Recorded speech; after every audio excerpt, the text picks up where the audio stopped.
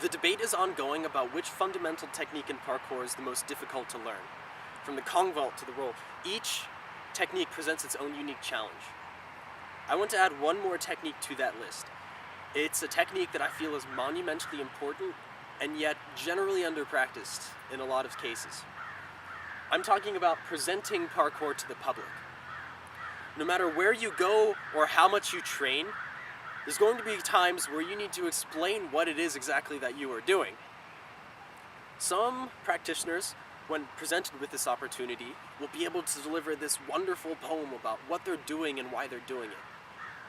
Others, on the other hand, may freeze while debating within themselves what about the discipline that they want to explain, because they've never thought about it before. A good explanation is short and simple, and uses plain, positive language as if the listener has heard nothing before.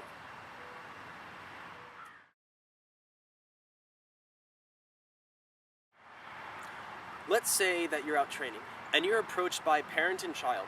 Their question to you is, "What are you doing? What is all this?" The last thing you want to respond with is, "We're doing parkour." This is a word that practitioners would use with each other. Not everybody has heard this word before.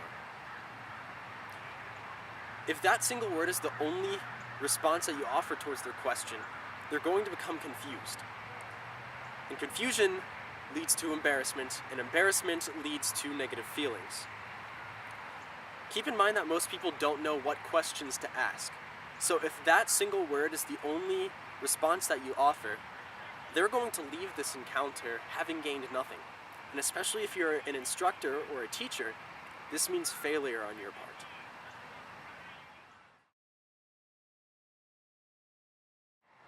When you explain something to somebody, they form images in their mind.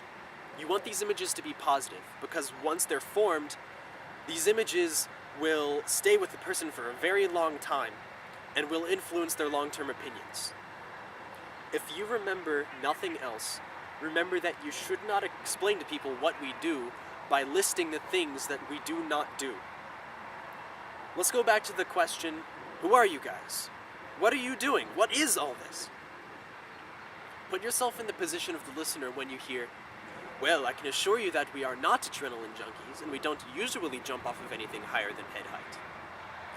Even though you use the word "not," what are they thinking about right now? What images are forming in their mind? When I explain the discipline, I like to use words such as discipline, exercise, self-improvement, art. These are positive words. Positive words form positive images, and the listener is more likely to have a positive opinion of what we do.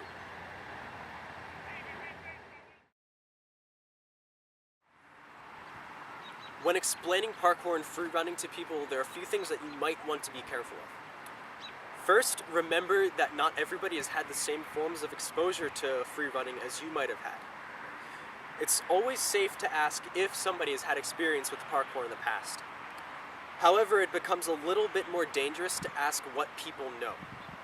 Eventually, you'll stumble across somebody who's seen a few videos on the internet and thinks that they know a lot about the discipline. In that case, you might have to spend some time explaining to them why they're wrong.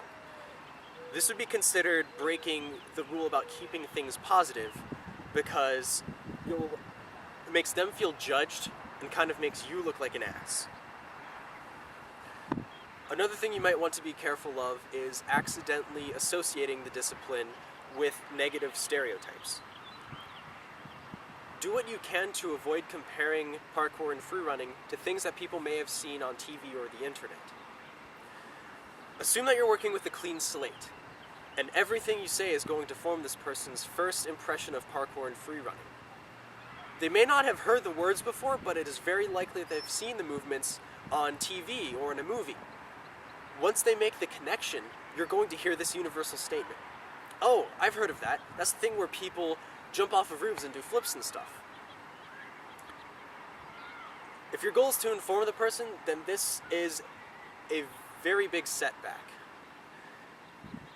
Roof jumping and building climbing stereotypes makes people think that practicing parkour is beyond their wildest dreams, which is not the case.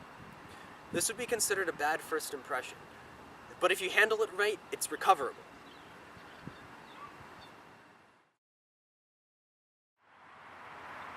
Let's say you meet somebody with a bad first impression.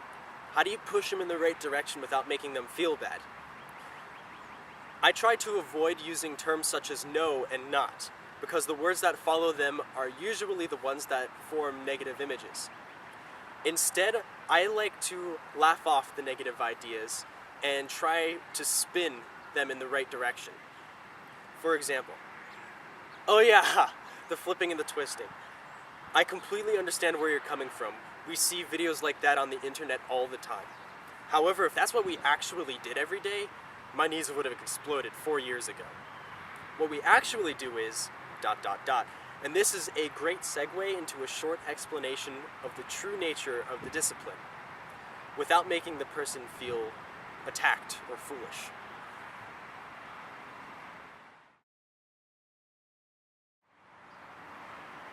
Keeping things simple is probably the best way to retain somebody's attention. Start off with a 15-second general blurb. This should be enough time to explain who you are, what you're doing, and why you're doing it. Hi, my name is John. I'm practicing. It's a discipline of movement that focuses on self-improvement and learning different ways to overcome obstacles. I practice it mostly because it's fun. It's a great alternative to organized competition, and it's also something different than going to the gym every day and running on a treadmill in place. We can all go on and on about what parkour means to us, but try to avoid this so you don't overwhelm the person that you're talking to. At this point, you can ask them, do you have any questions? This will give them the opportunity to ask you anything more if they were apprehensive about it. If they say no, then you can just simply say, well, thank you for asking me about it. You're very welcome to watch us train.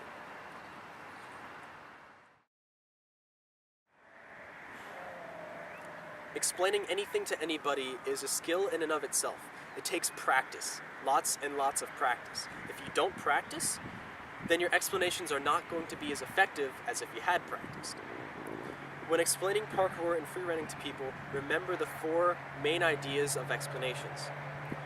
Use plain language, because this is the best way to retain the attention of your audience. Use positive terms, because positive terms form positive images, and positive images form positive impressions. Assume first exposure. This can help prevent or repair misrepresentations of the media. And then finally, keep things simple. This will allow your audience to motivate themselves. If they want to know more, they will ask.